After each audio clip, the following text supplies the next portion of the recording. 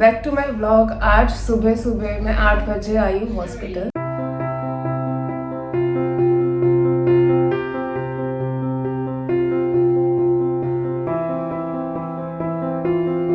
तो मैं आ गई हूँ 10 मिनट पहले, तो इस वजह से सब कुछ बंद है।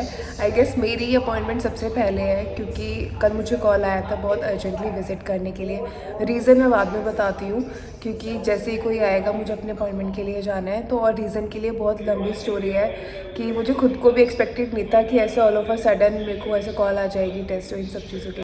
तो कल तक था कि शायद किया भी मेरे साथ आए, तो मैंने क्या कि कलरिंग बुक और सब चीज़ें रख ली थी क्योंकि मेरे 1-2 टेस्ट है और स्कैन भी है, तो मुझे पता था बहुत टाइम लगने वाला है और खाने पीने की चीज़ें भी रख ली थी।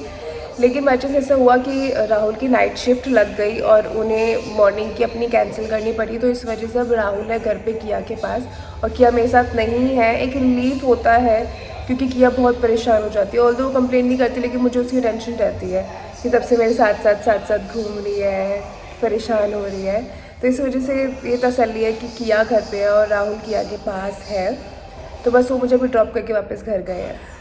तो जब से मुझे हॉस्पिटल से कॉल गई है ना, कल से लेके कल आई गेस 5:30 बजे के आसपास मुझे कॉल आई थी या 4 के आसपास ऐसे कुछ करके शाम को कॉल आई थी।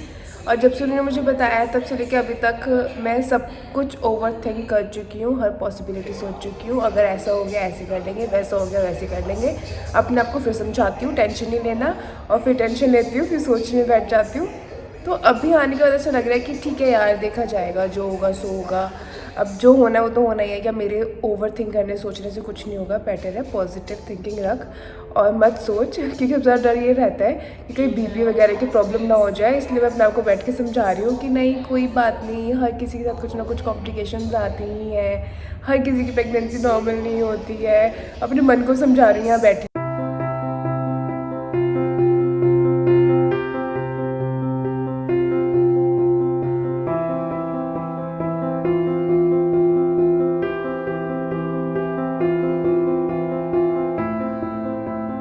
तो हाफ एन आवर वेट करने के बाद मुझे फाइनली मिडवाइफ ने कॉल करा है, क्योंकि यहाँ पे सैटरडे के टाइम पे ना, मतलब सैटरडे के दिन डिफरेंट टाइमिंग्स होते हैं।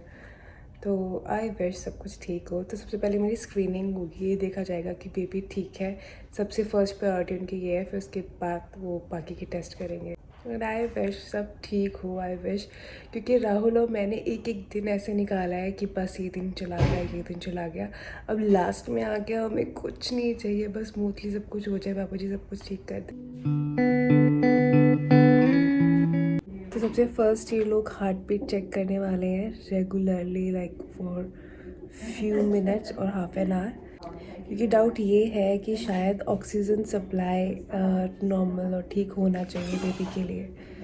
तो ये चेक करेंगे, फिर उसके बाद नॉर्मल स्क्रीनिंग होगी, अल्ट्रासाउंड होगा, फिर उसके बाद एक ब्लड टेस्ट होगा।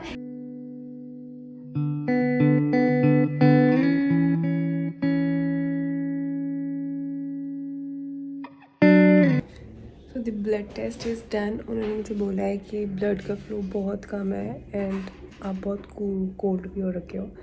एक्चुअली रीज़न क्या है कि मेरी थोड़ी सी ब्रीदिंग इरेगुलर हो रखी है, but I don't know the reason. ऐसा कुछ नहीं कि मैं बहुत ज़्यादा सोच रही हूँ या कुछ है, बट मे बी इस टाइम पे नॉर्मल हो जाती है, थोड़ी सी ब्रीदिंग इरेगुलर होना नॉर्मल है।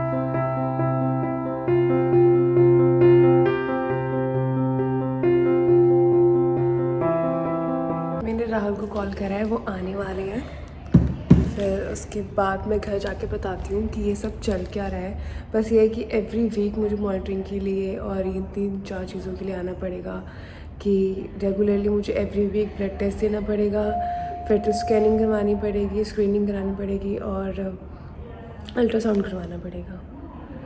अगर कभी भी किसी मोमेंट कुछ लगता है तो फिर डिलीवरी। अब मैं राहुल का वेट कर रही हूँ, तो मैं बताती हूँ कि क्या हुआ है। कि 9 मार्च को मैंने व्लॉग भी डाला था कि तब मैंने शेयर नहीं किया था क्या कॉम्प्लिकेशंस हैं, क्या प्रॉब्लम है, क्योंकि मैं ज़्यादा नेगेटिव चीज़ें शेयर नहीं करना चाहती थी। मैं सोची थी अच्छी अच्छी चीज़ें शेयर करूँगी। और कुछ ये भी होता है कि फैमिली भी स्ट्रेस हो जाती है। तो उस टाइम पे क्या था कि लीवर फंक्शनिंग टेस्ट होना था। तो ये जो लीवर फंक्शनिंग टेस्ट है, ये मेरा ना किया के टाइम पे भी नहीं आया था ठीक। मुझे अभी भी याद है कि 9th मंथ में गंगाराम हॉस्पिटल मेरा एक टेस्ट हुआ था जो कि कहीं नहीं हो रहा था, और उस टेस्ट के रिज़ल्ट के बाद फिर मुझे इंड्यूस कर दिया था, मेरी डिलीवरी कर दी थी। तो मुझे ना अभी उस टाइम पे बड़ी टेंशन थी जब इन्होंने मेरा ये टेस्ट लिया, क्योंकि जब मैं डॉक्टर से मिल रही थी तो डॉक्टर ने मुझे बोला, मैंने बोला कि मेरे ना हैंड्स में और फिट में ना बहुत ज़्यादा इचिंग होती है, लाइक ये जो तलवे होते हैं हाथ के और पैर के।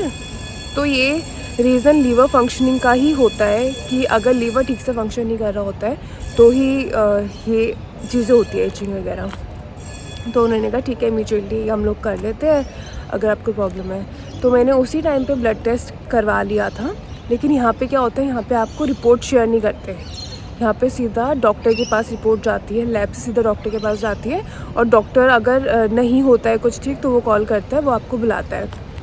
तो यहाँ पे भी मुझे लगा ठीक है, क्योंकि ऐसे ही होता है, ऐसे ही होता आ रहा था। मुझे लगा अगर इन लोगों ने कॉल नहीं करी है तो मुझे लग रहा है सब कुछ ठीक होगा, बट फिर भी मैं राहुल से शेयर करती रहती थी। मैंने कहा मेरे को तो अभी भी बहुत इचिंग होती है, बहुत अनकंफर्टेबल हो रहा है, और इन्होंने कॉल नहीं करी है तो इसका मतलब ठीक ही होगा क्योंकि यही रूल है। तो मेरे पास कल कॉल आ रही है, 9 मार्च का मेरा टेस्ट हो रखा है, और कल क्या डेट थी मेरी, शायद अब 27-28 हो रखी है। मुझे कॉल के कह रहे हैं कि we are so sorry to inform you, and I don't know why nobody had called you, but your test result are not good and we need to take few more test. मैंने कहा यार ये क्या हो रहा है, मेरे को इतना गुस्सा आया। मैंने कहा do you think is it justify just to apologize and say sorry for such a big thing? मैंने कहा my life or my baby's life could be at risk or in danger. तो कहती है I'm so sorry, I don't know why nobody has informed you about the test. मैंने कहा you don't know why? मैंने कहा now what? कहते now you have to come tomorrow immediately early morning and we need to take some test and some screening and monitoring. मैंने कहा यार हद है इन लोगों से, मुझे बड़ा गुस्सा आया। यहाँ का मेडिकल सिस्टम तो मुझे डे 1 से नहीं अच्छा लग रहा था। फिर उसके बाद मैं जैसी थोड़ी सी होप लगती है, जैसे थोड़ी सी पॉजिटिव साइंस नज़र आते हैं, वैसे ऐसे कुछ ना कुछ हो जाता है। तो मुझे लगा कि नहीं यार मे बी पॉजिटिव ही रहने से अच्छा है भलाई है मेरी, क्योंकि और कोई चॉइस नहीं है। अगर पॉजिटिव रहो नेगेटिव रहो, डिलीवरी तो यहीं पे होनी है, यहाँ के डॉक्टरों को ट्रस्ट करना पड़ेगा। तो मैं अपने मन को यही समझाती हूँ कि ठीक है पॉजिटिव चीज़ें काउंट कर, और होती है नेगेटिव चीज़ें तो हर जगह होती है, चल ऑस्ट्रेलिया में ये चीज़ ही सही। फिर अब मैं आई हूँ तो आने के बाद मुझे लगा कि यार मेरे पास कुछ भी नहीं था। उन्होंने सिर्फ फ़ोन पे ये बोला था कि आना है और आके आपको ये टेस्ट और ये स्क्रीनिंग होनी है। तो मैंने कहा I don't have anything in written, but फिर आई शो दैम कि क्योंकि क्या होता है यूजुअली डॉक्टर लिख के देता है और तुम्हें टेस्ट दिखाना होता है। तो कहते they know everything, just need to go to lab and then to screening department. तो बीपी चेक हुआ, बीपी चेक करने के बाद उन्होंने स्क्रीनिंग करी, मॉनिटरिंग करी, और ये मेक श्योर कर रहे हैं कि ऑक्सीजन इनफ सप्लाई हो रही है बेबी के पास। बेबी की मूवमेंट इस टाइम पे बहुत इंपॉर्टेंट है। तो कहते हैं इसलिए बेबी की मूवमेंट पे ज़्यादा ध्यान देना, ज़्यादा हो रहा है तो नो प्रॉब्लम, बस कम मूवमेंट नहीं होनी चाहिए, ये कंसर्न रखना। और ये टेस्ट क्या होता है लीवर फंक्शनिंग का, क्या होता है, क्यों इंपॉर्टेंट होता है, मैंने इनसे पूछा is there anything I can do to to make it function well? Is there any exercise or any food which can I eat or any exercise I can do to like make it function well liver के functioning के लिए? कहते नहीं आप कुछ नहीं कर सकते हो, ये बहुत कॉमन है, ये होता है प्रेगनेंसी के टाइम पे, ऐसा होता है क्योंकि बेबी आपके ऑर्गन्स को, बॉडी के ऑर्गन्स को बहुत वे से इफ़ेक्ट कर रहा होता है। तो जैसे मैंने सर्च करा है, जितना सर्च करके मुझे पता चला है कि लीवर होता है बाइल प्रोड्यूस करता है। तो अगर वो लीवर बाइल प्रोड्यूस ना करके अंदर कलेक्ट करना स्टार्ट कर देता है तो पॉइजन बनना स्टार्ट होता है, लाइक काइंड ऑफ वो फिल्टर करता है बाइल। अगर वो नहीं करता तो फिर वो पॉइजन बनना स्टार्ट हो जाता है और वो कलेक्ट होने लगता है बॉडी के अंदर, तो जो नहीं है सही।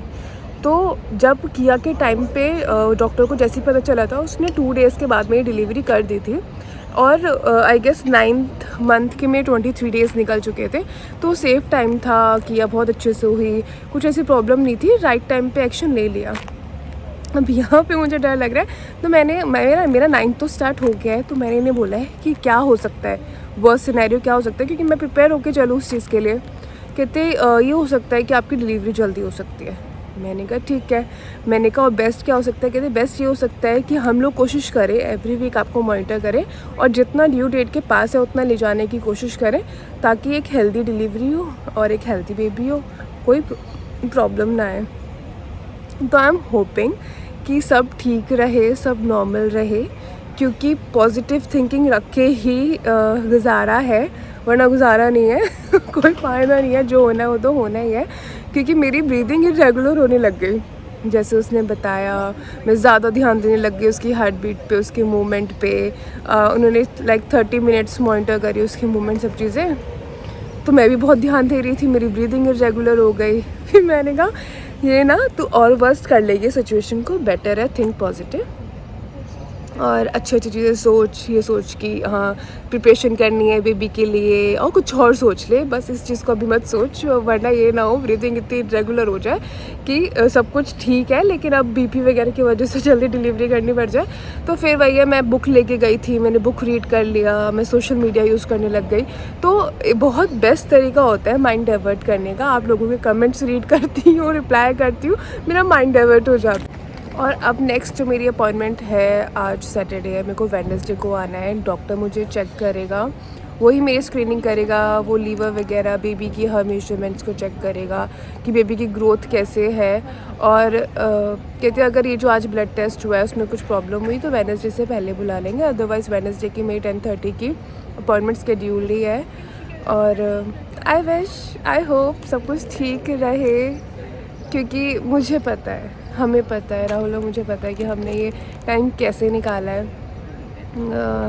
और बस अब लास्ट में आके हम नहीं चाहते कोई दिक्कत हो। आई विश सब कुछ ठीक है। और अब बैठ के मैं अपनी मिड वाइफ का नंबर सेव कर रही हूँ और एम्बुलेंस का नंबर सेव कर रही हूँ, एमरजेंसी नंबर देख रही हूँ कि प्रिपेयर रहना चाहिए, क्योंकि यहाँ पे और कोई नहीं है। अब रियल सेंस से पता चल रहा है कि हाँ अकेले रहना क्या होता है और इंडिपेंडेंट होना किसे बोलते हैं। ये रियल सेंस में इंडिपेंडेंट होना होता है, वरना चाहे कुछ भी हो इंडिया में तुम्हें पता है कि फैमिली होती ही होती है। तुम बेशक कितना ही खुद करते हो लेकिन कहीं ना कहीं थोड़ा बहुत सपोर्ट होता ही है, और मुझे तो बहुत ज़्यादा था।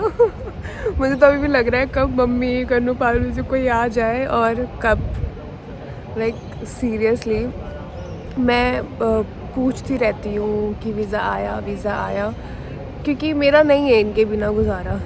मतलब मुझे अब जब डिलीवरी का टाइम पास आ रहा है ना, मुझे वो टाइम याद आ रहा है कि कैसे मम्मा और पारुल पूरी रात पार्किंग में बैठे रहते, क्योंकि मैंने बहुत गुस्सा कर दिया था कि मेरे पास कोई नहीं रहेगा। तो वो नीचे पार्किंग में बैठे रहते, मेरे पास तक नहीं आए थे, और बस बीच बीच में थोड़ा सा पूछने के लिए, देखने के लिए आते थे। लेकिन ये था कि वहाँ थे। और रात को भी कन्नू वो सेवियाँ, गुड़ की सेवियाँ बना के लेके आई थी। रात के 1-2 बजे तक हम लोग बैठे हुए थे कि तब तक मेरा लेबर पेन स्टार्ट नहीं हुआ था, मुझे इंड्यूस कर दिया था। तो मुझे वो सब टाइम जैसे जैसे मेरी यहाँ का डिलीवरी का टाइम पास आता है ना, मुझे किया वाला टाइम याद आता है, पारुल पंकज मम्मी बहुत याद आते हैं।